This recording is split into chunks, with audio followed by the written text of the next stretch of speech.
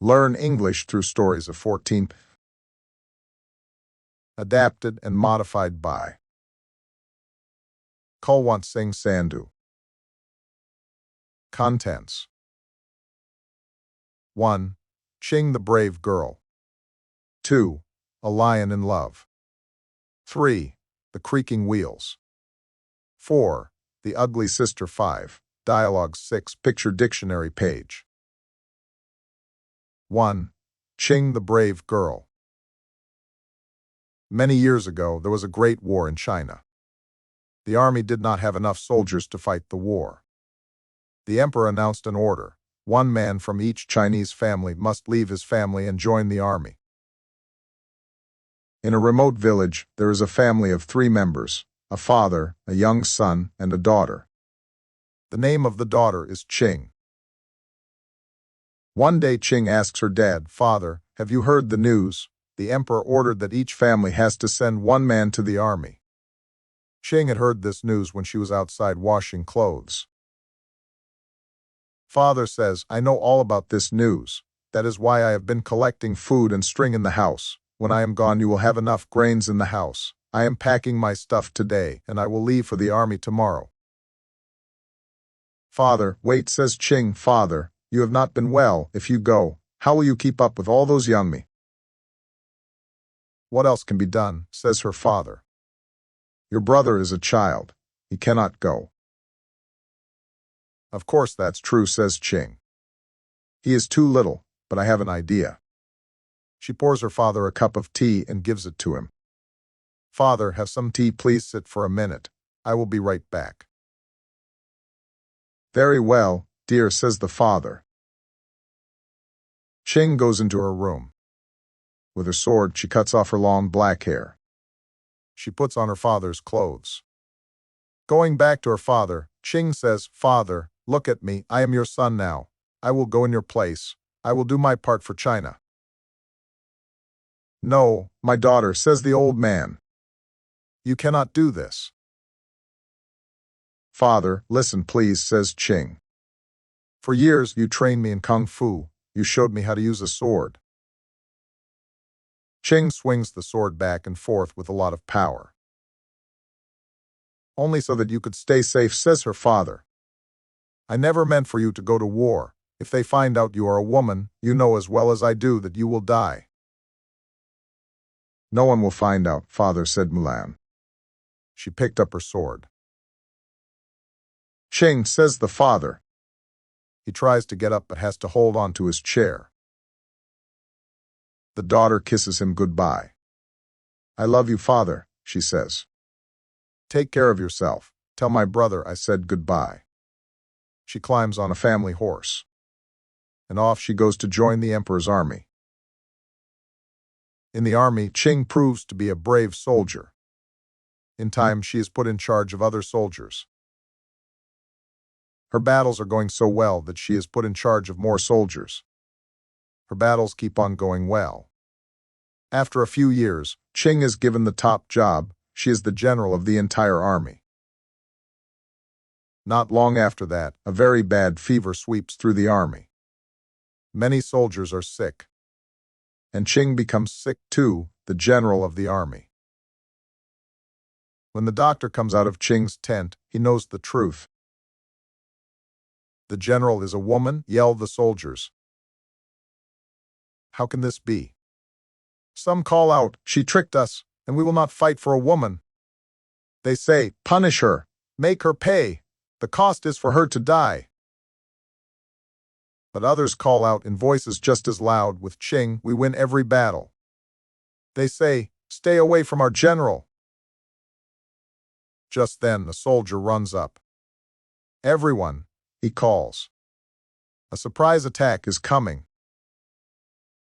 Ching hears this from inside her tent. She gets dressed and goes outside. She was not yet strong, but stood tall. She tells the soldiers where they must go to hide so they can attack when the enemies come. But they must get there fast. The soldiers, even those who did not like that their general was a woman, can tell that Ching knows what she is talking about.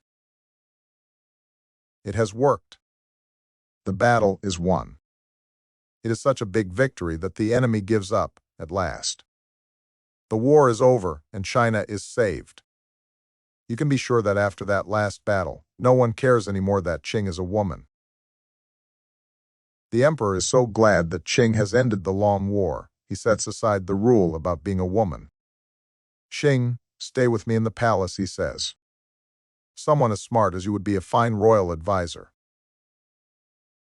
Qing bows deeply. You are too kind, sir, she says. But if you please, what I wish most of all is to return home to my family. Then at least take these fine gifts, says the emperor. So everyone in your home village will know how much the emperor of China thinks of you. Qing returns to her village with 6 fine horses and 6 fine swords. Everyone cheers that she is safe. The person who saved China is their very own Qing. 2. A lion in love. A woodcutter and his daughter live in a village close to a forest. Although the woodcutter is a half-wit, a stupid person who has little intelligence, he is a hard worker. He goes to the forest every day. He brings home good quality wood. Then he sells this wood in a town nearby. This is how he makes a living. However, his daughter is not only good-looking, but also very intelligent. She knows her timetables up to 20. She can also say them in reverse order: 190, 171, 152, 133, etc. One day, her school is closed. India has won the T20 Cricket World Cup. She goes to the forest with her dad. On the way, they meet a lion. Daughter and father get scared. They climb on a tree. The lion keeps looking at the daughter and says, "Please don't be afraid of me, I will not harm you." The lion is smitten by the girl's beauty. The lion falls in love with her. He wants to marry her. He goes to the woodcutter and asks for his daughter's hand in marriage. Before the woodcutter could say anything, his daughter speaks. She says to the lion, "Dear king, the king of the forest, I would love to marry you. Once I marry you, I will be the queen of the forest. But marriage is a serious matter. We should rush into it, and there are some problems." The lion is very happy. He says to the girl, "What are the problems?" The girl says, "I am scared of your paws. I am terribly afraid of your teeth." The lion thinks for a moment and says, "That is nothing. I will get rid of paws, and also I will get rid my teeth." The next day, the lion goes to a pedicure parlor and gets his paws removed. A pedicure is a beauty treatment for the feet that involves cutting and sometimes painting the nails. Now, the lion has no paws. In the afternoon, he goes to a dentist and gets all his teeth removed. The lion comes back to his den. He gets ready and goes to the woodcutter's house. He says to the woodcutter, "Dear my father-in-law, look at me, I have no teeth and no paws. Please tell this news to your daughter." Daughter comes out with a hockey stick. She is not afraid of the lion anymore. She starts hitting the lion and says, "You think I was really going to marry you? You half-wit animal, go away and get lost." Now, the foolish lion cannot even hunt without his teeth and paws. As they say, love is blind and takes over your mind. 3. The creaking wheels. There is a small village called Nangla. It is near Kartarpur, not very far away from National Highway 3, NH3. National Highway. In the village lives a farmer.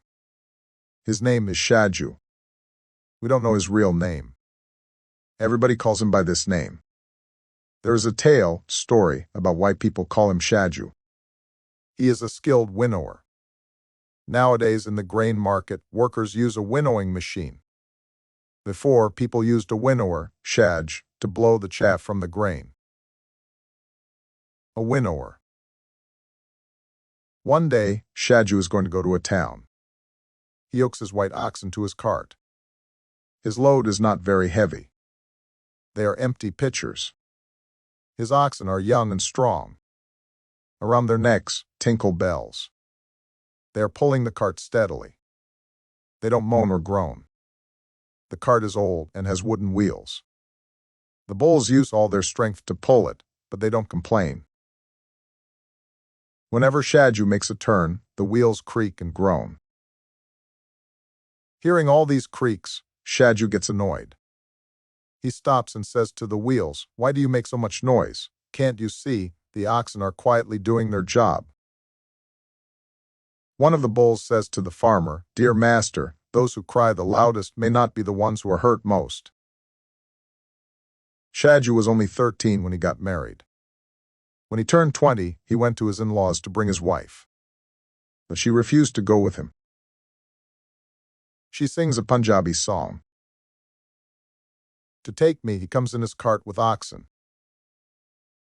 And he is screaming, trumpeting like an elephant. Even if I die in the month of September, I am not going to my in-laws. 4. The Ugly Sister. Ronnie grows up in a huge family. She has 6 older sisters and 3 younger brothers. All of them are very beautiful, handsome kids. This makes Ronnie feel very bad.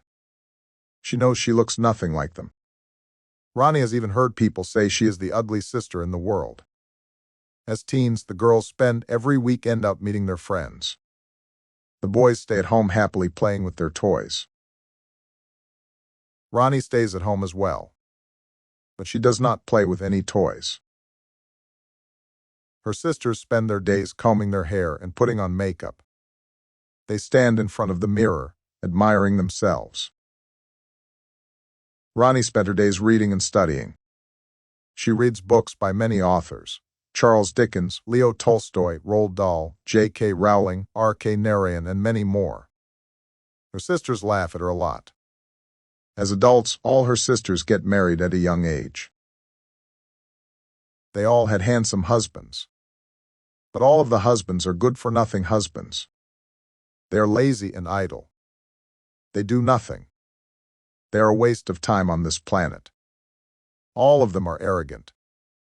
They show off. But they have nothing in their brains. Their brains are just empty boxes. They have nothing to talk about other than branded clothes. One says Adidas is better than Nike. Other says I love my Champion t-shirt, it's much better than Puma. Ronnie wears simple clothes and eats simple food. She goes to college and concentrates on her studies. She has a natural talent for maths. Differentiation and integration for Ronnie is fun.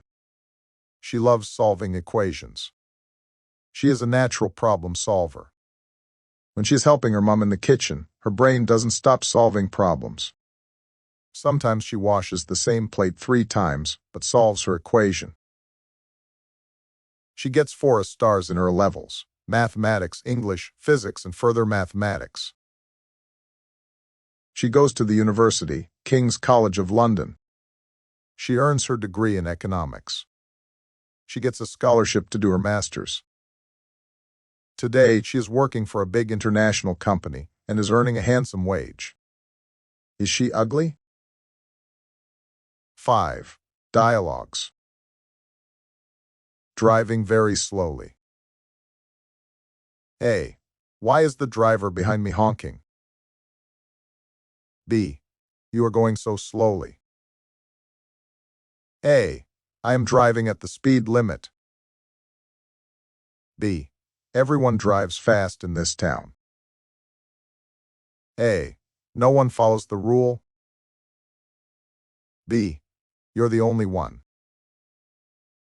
A. I should yell at him. B. No, he'll just be even madder. A. Good. He deserves to be mad. B. You don't know if he's dangerous. A. I'll just go even slower.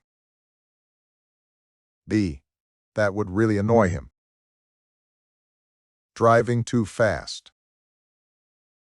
A. Why are you driving so fast? B. I have to be at work on time. A. Do you really have to? B. Yes, I will be fired if I'm late.